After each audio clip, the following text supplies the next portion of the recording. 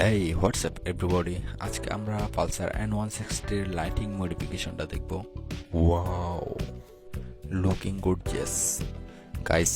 Lighting ছাড়াও দেখতে বেশ গর্জিয়াস লাগতেছে। হেডলাইট সহ খারাপ না, বাট হেডলাইট ছাড়া বেস্ট লুক বলা যায়। সাথে ইন্ডিকেটরের একটা কম্বিনেশন রাখা হয়েছে।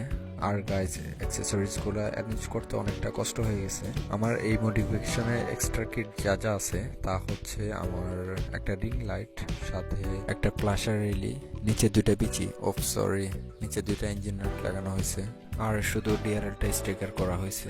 এগুলোর প্রাইস বলতে গেলে স্টিকার খরচটা আমার পড়ছে ডিআরএল এর, সেটা হচ্ছে হেডলাইট খুলে করা হয়েছে, যার কারণে এটার 500 টাকার মতো লাগছে আমার।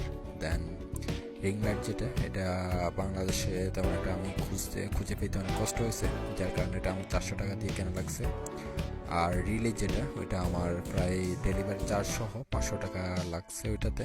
গাইস, ওভারঅল আমার লাইটিং মডিফিকেশনের কস্ট যদি আমি হিসাব করি, রিং লাইট 500 টাকা, ফ্ল্যাশার রিলে 400 টাকা, ডিআরএল আই মডিফিকেশন 500 টাকা, ইঞ্জিন লাইট 60 টাকা, সব মিলিয়ে সার্ভিসম্যানকে দিতে হয়েছে আমার 400 টাকা।